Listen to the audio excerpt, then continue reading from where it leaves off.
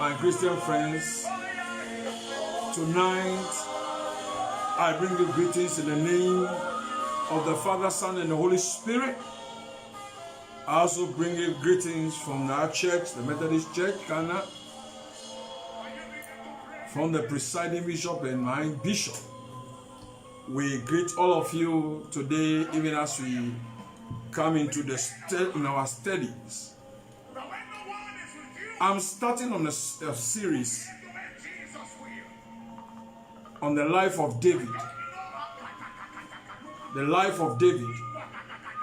Then the Davidic generation, the new breed of people that God is raising at this point in time to usher in the second coming of Christ. The generation that is a prophetic generation.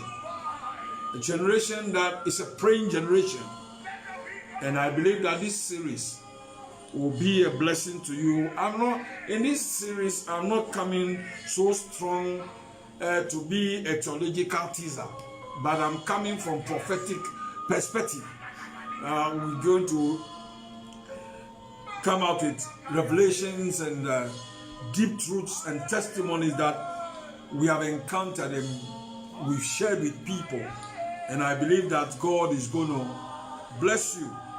The other day, the Bible says that in the book of 1 Corinthians chapter 13, verse 9, it says that, for we know in part, and we prophesy in part, when the perfection comes. So many people have been talking about in the days we are in the prophetic era, and these and these. But today I want to look at David, a man so special in Bible history. And I believe that God is going to bless us. David, a man David. Then I'll be zooming into the Davidic generation, because we are in a generation that God has prepared them. God is preparing this generation to be a center of the things that are happening in this end time, the end time move of God. And as David ushered in the ark of God into Jerusalem, the Davidic generation will also usher in the second coming of Christ. And we will realize that worship leaders have been raised now. Worship leaders are coming out. Even secular people are coming into the kingdom. Secular people are coming into the kingdom of God. God is touching them. It's a sign, it's a prophetic sign for God that is doing something. 1 Corinthians chapter 2 verse 13 also let us understand comparing spiritual things with spiritual things. And that is what we are going to do today. This is a teaser. Shall we pray? Eternal God of mercy, I bring here my viewers and all who are listening, who will be listening to your hands. I pray that let the Spirit of God, Lord, touch the hearts of men. Open our understanding and our ears. Open our eyes to see truth. Lord, grant me that I speak the revelation that which you place on my heart, that will run with this revelation. I pray that, Lord, anything that will be an hindrance, we come against it in the name of Jesus. I pray that you arise, oh God, tonight. Through this teaching, touch your people, heal your people, and above all, let knowledge and understanding abound. In the name of Jesus have we prayed. Amen. Amen. Much has been preached and written concerning Joshua. We have the Joshua generation that took over from the Moses generation.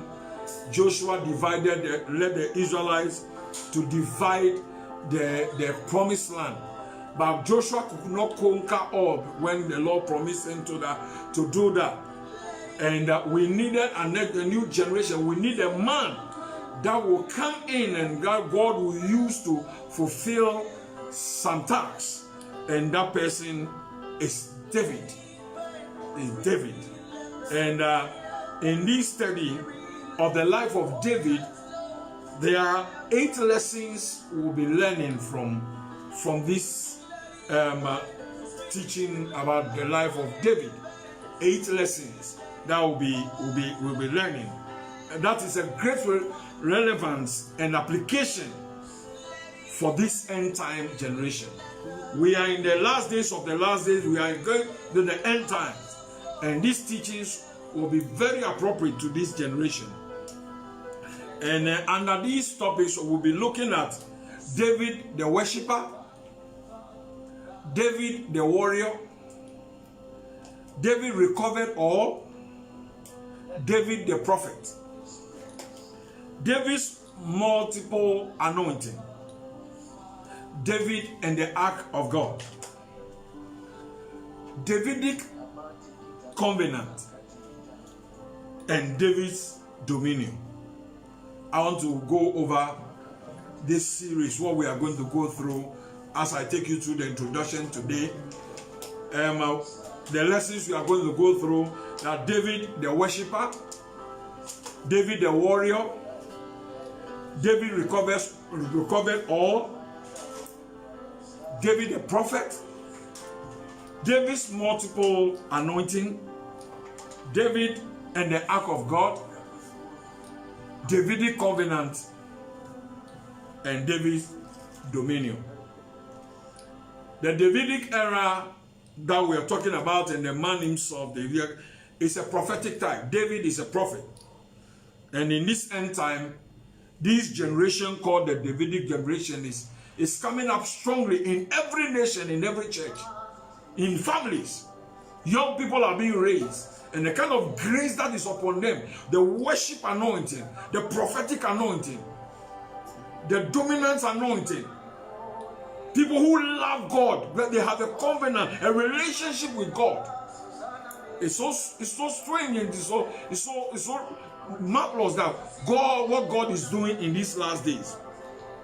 And like I said, this Davidic generation and that type will be ushering in and will usher us into the Solomonic era. That after the dominance, we'll see the life of what Solomon did. That is the type of millennium. And I believe that those of us who are prophetic students, and looking at whatever is happening in the world, we can testify that God is up to something. The David's era, that is the type of the end time generation. Then the Solomon era, that is the type of the millennium. God made a covenant, promise with Abraham in Genesis chapter 15, verse 18, and stated to him that to the extent of the land that will be his descendants' possession. Later in Numbers chapter 34, 1 to 15, God once again defined to Moses the territories and the boundaries that should be their inheritance. This represented in time to fulfill inheritance God intended for his people to receive. Let's read scripture. The scripture says that, then the Lord spoke unto Moses, saying, command the children of Israel, and say to them, when you come into the land of Canaan, this is the land that shall fall to you as an inheritance. The land of Canaan to its boundaries. Your southern border shall be as for the western border, and this shall be your northern border. You shall mark your eastern border from. When you read Numbers chapter 34, 1 to 15, I just summarize this scripture. It talks about what the promise that God gave to Abraham and he redefined it to Moses, and Moses also gave it to Joshua for Joshua to be able to divide the land and conquer. Joshua couldn't finish, so God needs to raise somebody to come and complete and fulfill and to finish the task that he has called all of us to do. Joshua tried everything he could, but he couldn't finish. When you read the book of Joshua chapter 13 verse 1, Joshua chapter 13 verse 1, the Bible says that now Joshua was old, advanced in years, and the Lord said to him, you are old, advanced in ages, and there remains very much land yet to be possessed. This is what the Lord said to Joshua in the verse 2. He says that this is the land that yet remains, all the territory of the Philistines and all that of the Geshurites. In the verse 13 of Joshua 13, nevertheless, the children of Israel did not drive out the Geshurites of the Makachites. In Joshua chapter 15 verse 63, I'm giving you the background for you to know that the Joshua generation could not finish the assignment that God gave to him. He said in Joshua 15 verse 63, as for the Jebusites, the inhabitants of Jerusalem, the children of Judah could not drive them out, but the Jebusites dwelt with the children of Judah at Jerusalem to this day. Joshua 16:10 talks about, and they did not drive out the Canaanites who dwelt in Gaza. In Joshua 17:12, yet the children of Manasseh could not drive out the inhabitants of those cities, but the Canaanites were determined to dwell in the land. Joshua 17:13, they put the Canaanites to forced labor, but did not utterly drive them out. Wow, God has given command, and look at what was happening. In Joshua 18:3, the Bible says that, then Joshua said to the children of Israel, how long will you neglect to go and possess the land which the Lord God, your Lord God of your fathers has given you? How long will you neglect to possess? And I'm talking to today's church. How long will you sit down to neglect, to possess, to go out for evangelism and to conquer more lands and bring people into the kingdom? This was what the Joshua generation did. The promised land, they couldn't, and the key figure, and they were divinely endured with all the qualities to complete the conquest, but they couldn't do it. And about 500 years later, God found that person. Acts chapter 13 verse 17 to 22. I want us to read that scripture. God found for himself a man. Acts chapter 13 verse 17 to 22. Acts 13 17 to 22. The Bible says that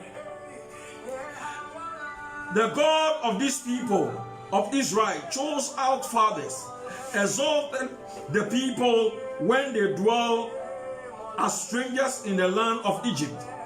With an arm brought he them out, and about the times of 40 years suffered he their manners in the wilderness. 8:19. And when he had destroyed 7 nations in the land of Canaan, he divided the land to them by lot.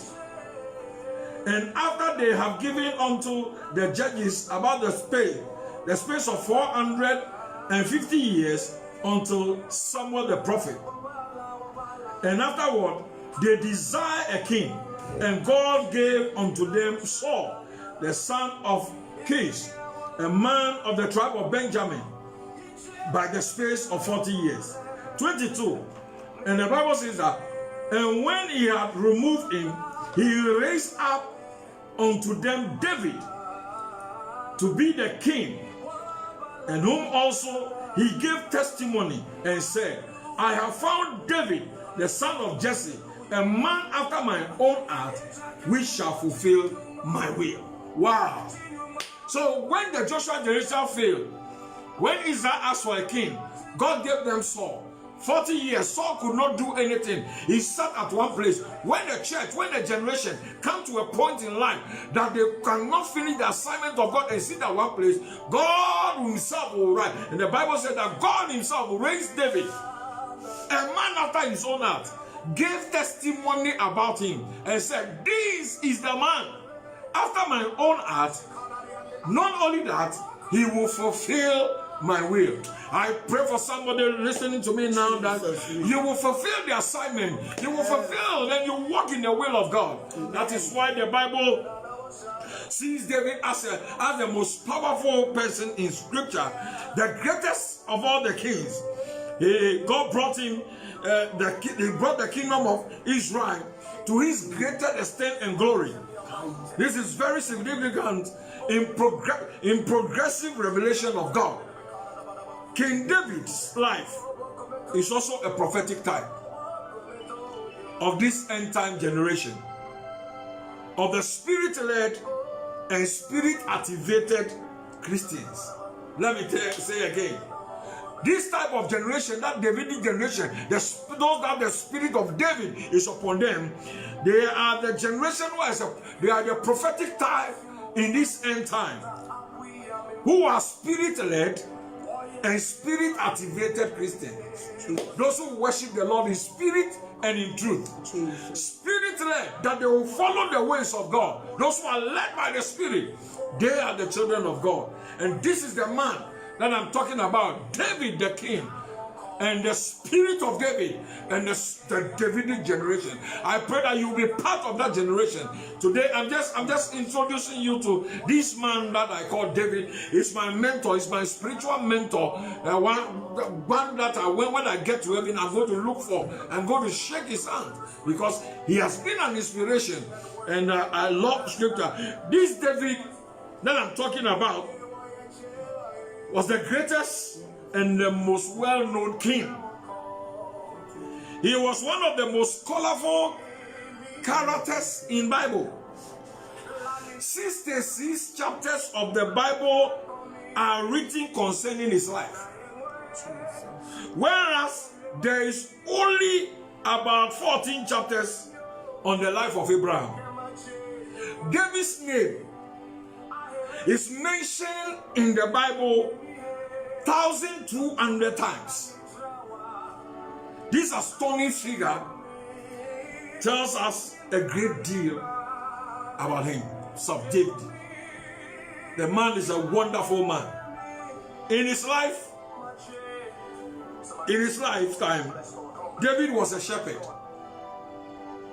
a musician, a composer, a singer, national hero, gifted leader, writer, prophet, king, conqueror, and a temple builder.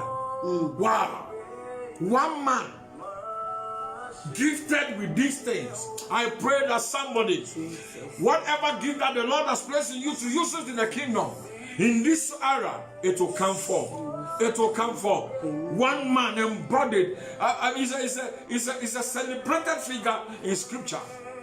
Look at, let me go over again. In his lifetime, he was a shepherd, a musician, a composer, a singer, national hero, gifted leader, a writer, a prophet, a king, a conqueror, and a temple builder.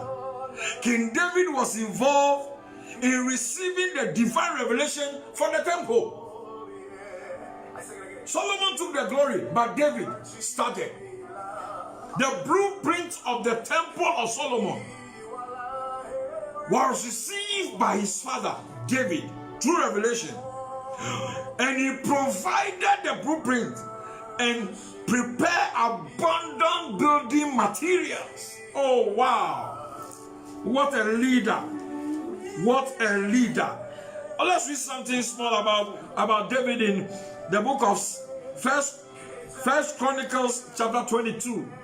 First Chronicles chapter 22, the first 5 verses, the Bible says that, then David said, this is the house of the Lord.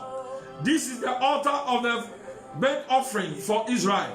And David commanded to gather together the strangers that were in the land of Israel. And he set masons to hew rough stones to build the house of the Lord. And David prepared iron in abundance for the nails, for the doors of the gates, for the joinings, and brass in abundance without weight.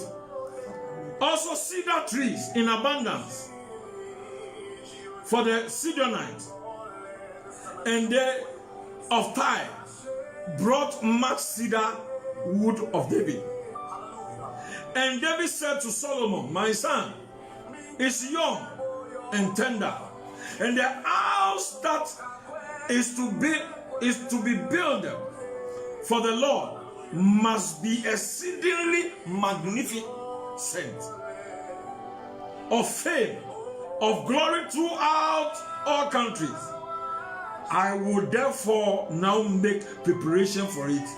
So David prepared abundantly before his death. Wow. What a leader. Great leader. A leader need to be celebrated. That he said to God, I want to build a temple for you. And God said, there's blood on your hands. I don't want you to build it. I will let your son. And he was able to gather every material, every building material that would be needed for the building. Wow. First Chronicles chapter 22 verse 1 to 5. First Chronicles chapter 28, 11 to 19. And chapter 29, 1 to 5. You see everything that David gathered for his son.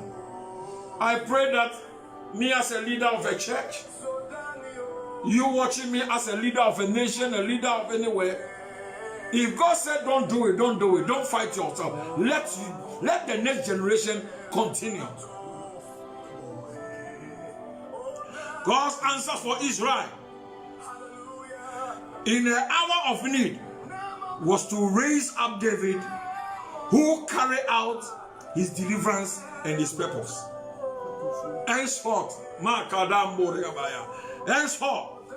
his answer for this end time is to raise up a new generation that is called the Davidic generation, that will carry out the divine end time purpose and complete that which the Joshua generation had begun.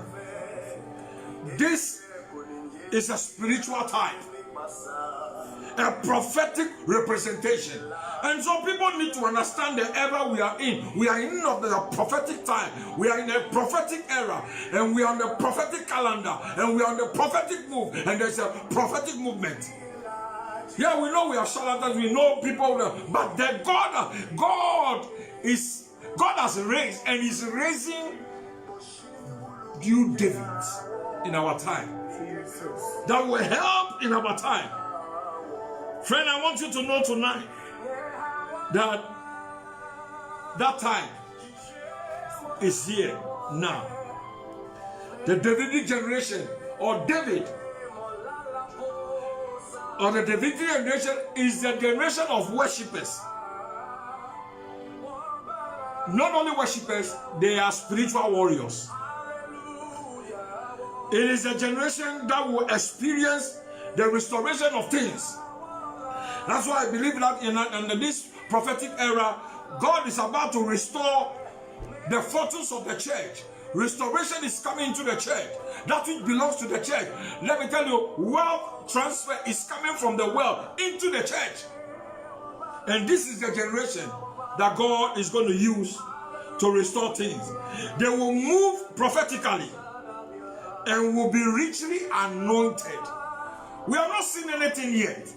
That even people are complaining the kind of anointing is falling. We have not seen anything yet. Greater anointing, greater fire is on the way. people that God has chosen for himself.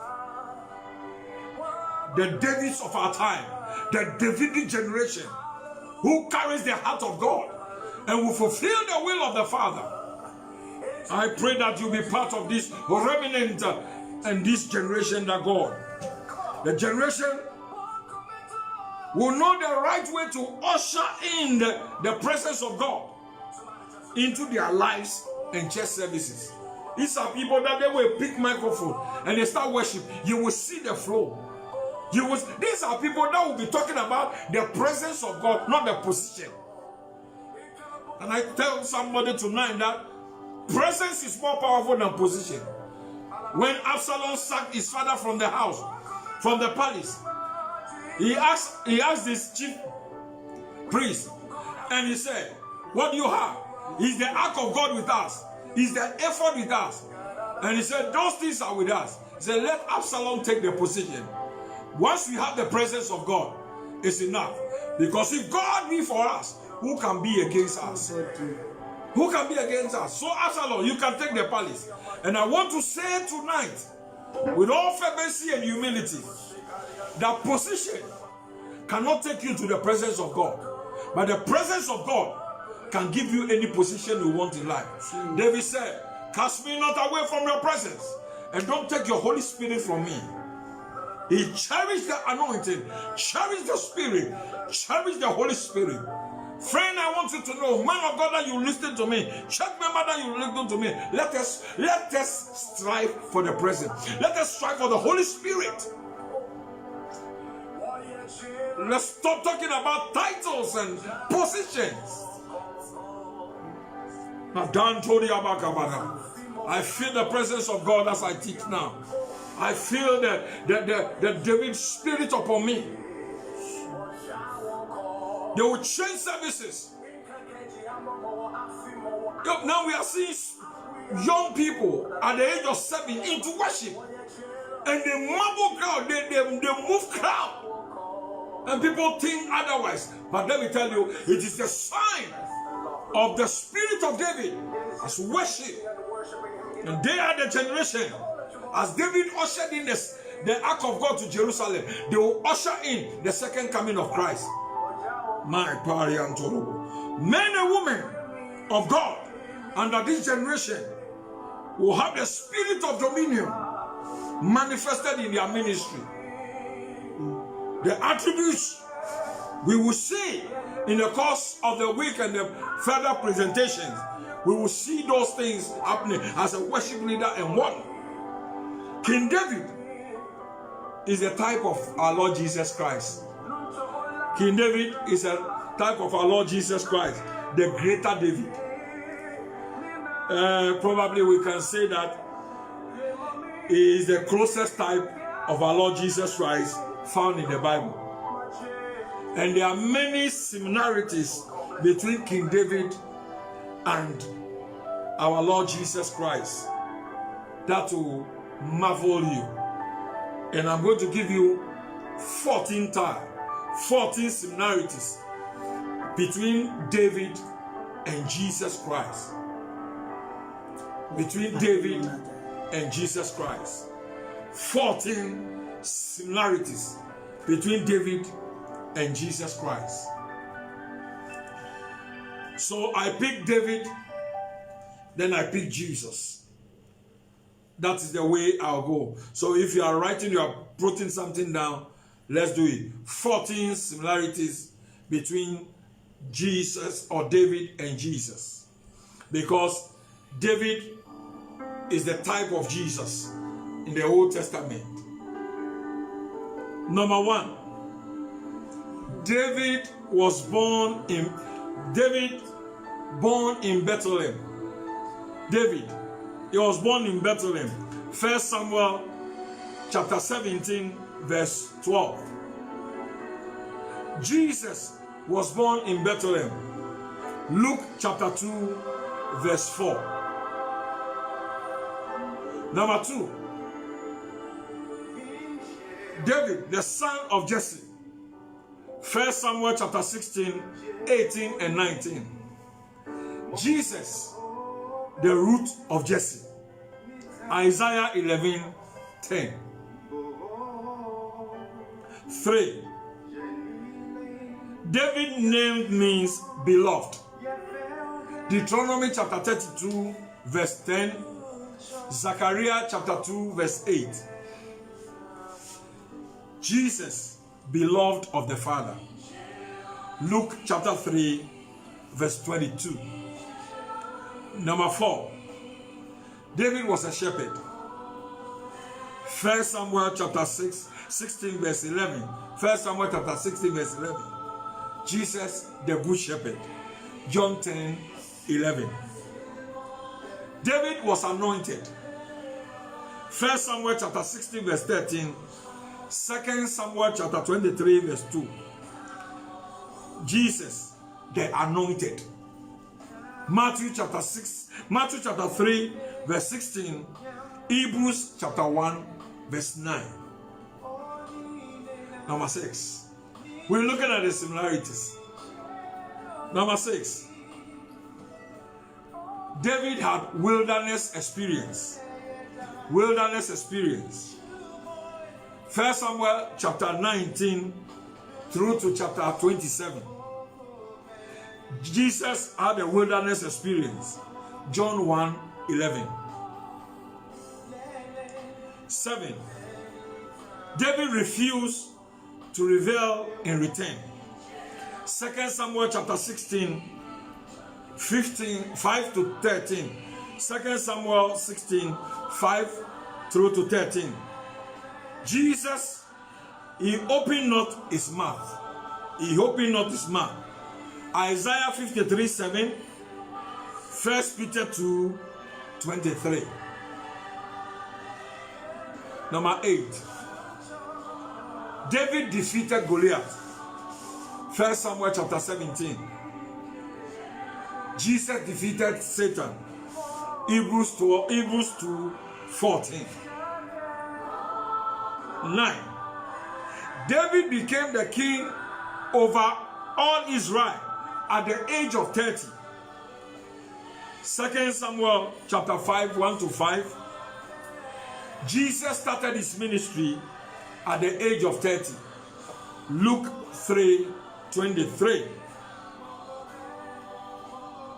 Number 10. David exalted by God. 2 Samuel chapter 7, 8 to 17. Jesus exalted by God. Philippians chapter 2 verse 9. 11. David was a man after God's own heart. David was a man after God's own heart. Acts chapter 13 verse 22. 1 Samuel chapter 13 verse 14. To Jesus, the Father said, Jesus said, I delight to do thy will. John 4:34 and John 6:38. David was a priest. David was a priest. 1 Chronicles chapter 15 verse 27. Jesus was the perfect high priest. Jesus was the perfect high priest. Hebrews 4:14. Hebrews 4:14. David was a prophet. Acts chapter 2, 29 and 30. Jesus was the supreme prophet. Deuteronomy 18 and 19. And finally, David was the king of Israel. 2 Samuel chapter 5 verse 3. Jesus is the King of Kings. Revelation chapter 17 verse 14. Friend, my fellow Christian brother, sister, this is just the introduction of the series that I'll be going through. And today I've just started by introducing who David was, the generation that is called the Davidic generation, the Davidic movement that will usher in the second coming of Christ, that will be center of a Christian move, that they will serve the Lord with all their heart. They will serve the Lord with all their might. They will do everything it takes to succeed in life. David is this man I'm talking about. Like I said, in the next series of that we'll go through, we'll look at David as a worshiper, David the warrior, David recovered all, David the prophet, David's multiple anointing, David and the ark of God, Davidic covenant. That's one, don't miss it anywhere. The Davidic covenant. Then David's dominion. In all this, I have let you know that Joshua could not finish his assignment. God said to Abraham, this is the land I'm going to give you. Abraham could not occupy all. He said to Moses, these are the land. He redefined it and said, Moses, these are what we're going to do. And Moses said to Joshua, lead the people, divide the land. In the book of Joshua, God said, now therefore arise, Joshua, lead these people, give the land to them. They could not conquer. They could not drive the people out of the land. They could not finish the assignment of God. 500 years later, God raised for himself. God found for himself a man called David. A man called David to be a king. A man after God's own heart, who brought the kingdom of Israel to his greatest extent and glory. And I said to you that this is significant in progressive revelation of God. God is doing things and folding things. David's life is also a prophetic type. And I let you know that in these last days we are in the prophetic time. The Bible said in the book of Joel, in this last day, will pour out the Spirit upon all flesh, and our young people, they shall see visions and they are prophesying. And I want you to know, under this oil, the Spirit of David is coming. It's so strong in the church today. They will find a center point. They will bring the presence of God into the life of the church. They will worship God. They will conquer nations. Lord, they will do the things of God. They will cherish God. They will not play with the holy place and holy of holies. They will work with the ark of God. And they will have a covenant with God so much that God said in the book of Jeremiah, in all other covenants, I will forget. But the covenant between me and David, I will never forget. We will get to that point and we'll teach. And you will know why in our time, many are making mistakes, but God is still using them. Because of the covenant that God has with David. We will come to a point to let you also know that this man called David, there are many, is gifted. The young man David is gifted.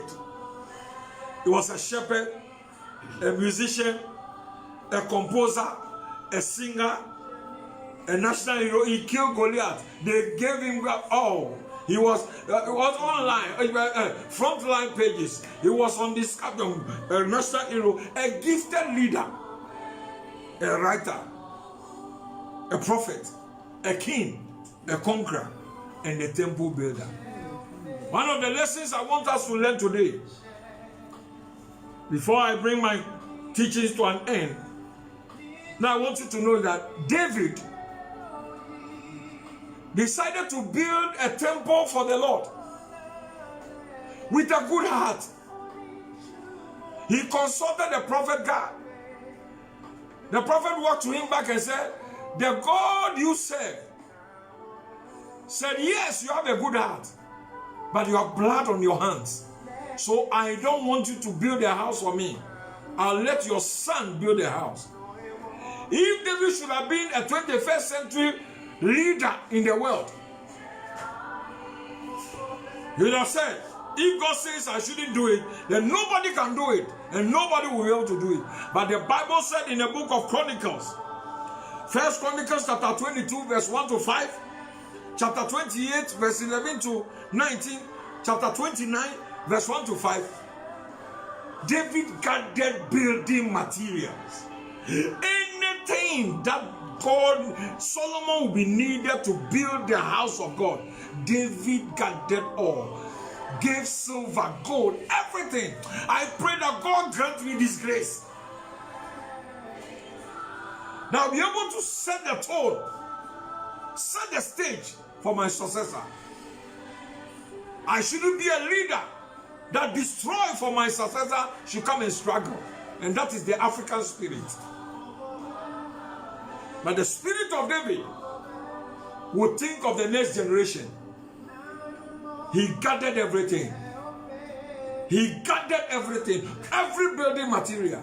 Solomon did not sign. And apart from that, in his handing over notes, he told him the kings, the presidents he can contact to get more supplies. No wonder in the book of Kings, the First Kings chapter 5, the Bible said that he walked to the king of, the president of Tyre. He said, my father David was your friend. And the man supplied him everything he wanted. What a good leader. I pray for myself, and I pray for anyone that is watching me today, that God will help us. And we also look at the similarities between David and Jesus. And we saw 14 similarities. And it's so powerful. I feel the presence of God here. I feel the presence of God. And the days to come, the spirit of David will come upon you.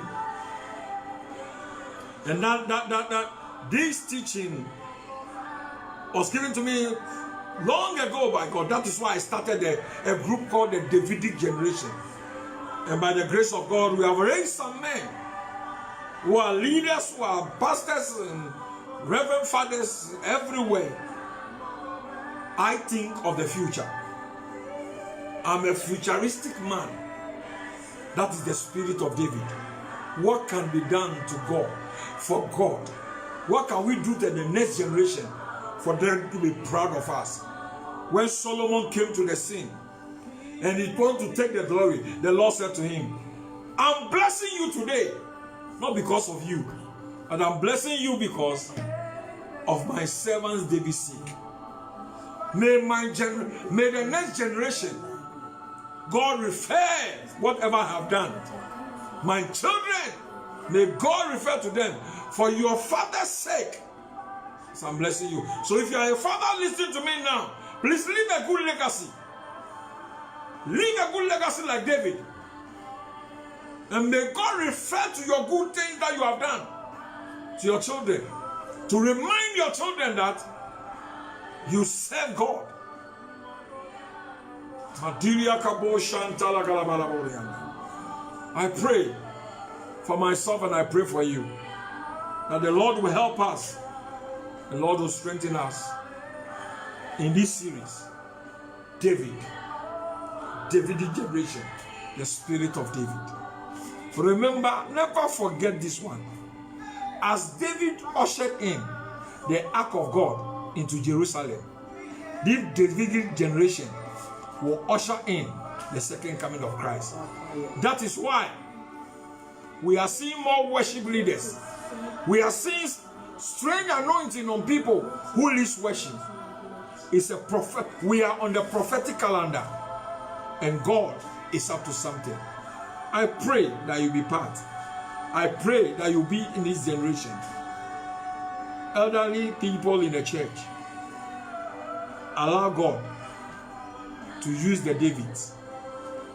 Let them kill their Goliath. When they kill Goliath, they don't save themselves, they save nation. David killed Goliath to save a nation. Don't let envy enter into your heart when you see somebody carry the Davidic anointing. They have their Jonathans that can fall in love with them. Connectivity. May the Lord bless you. May the Lord lift up his countenance upon you. through this series that we are starting. David, the man after God's own heart, Davidic generation, and the spirit of David. Shall we pray? Father, I commit all that have watched, still watching, and will be watching to your throne. As I stretch forth my hand, may the spirit of David come upon them. May the oil of the Lord come upon them. May this oil that I carry, the Davidic oil that I carry, I rebuke any sickness, I rebuke any infirmity, I rebuke anything. I command any Goliath in their life to bow down. And I speak forth, oh God, singers and worship leaders, I pray that may you grant them the spirit of David. Preachers, grant them the boldness. Kings and presidents and leaders, grant them the heart of David. Above all, may you help us to cherish your presence than position and titles. Because names and sets shall fall, but Christ will be all in all. Be blessed and be favored until I come your way. Amen. Friend, if you have anything to share with us, you can inbox us. You can continue to watch this episode, and you can continue to follow us on our Facebook page and YouTube. Very Reverend Wesley Tego's account. You can follow us. The preachings and the teachings are there. We'll come your way again on Friday with prayer time, and I pray that God is going to bless all of us. Please, COVID is still real. COVID is around. Please let us still continue to follow all the protocols. And I pray that the Lord will help us. The Lord will help us in all ways. Let us put on our clothes mask. You don't see mine because I'm in my theater. I'm in my studio. I'm alone here, and that's why I'm not wearing it. And I'm begging you, when you are going out, please do that. Let's do that and help us. Please, let's pray for ourselves. Let's pray for each other. I want to salute my presiding bishop, the Most Reverend Paul K. Boafo. I want to also salute the administrative bishop, the lay president, and my bishop, Daniel Grace, and all the bishops and lay chairmen and all the ministers. We encourage ourselves. God is up to something. And I believe and I prophetically speak that something is about to happen to us as a Methodist church. There's a move that I see. There's a wind that I hear, and I see the wind coming towards us. In this ensuing year of our calendar year, let us give God a chance. Let us give the Holy Spirit the free room to operate. And let us see back the Wesleyan revival. The Wesleyan anointing must be seen in our church. Friend, the people called Methodists, let's give God a chance that the Wesleyan spirit will be seen again. Our teachings are powerful. Let us follow. I'll come your way again. Please stay connected, be protected. And I'll come your way again, stay under the canopy of God. You are blessed. God bless you. You can still enjoy the background song. I don't have any copyright over it. I just despise it. Enjoy as we fade out and worship. Bless you.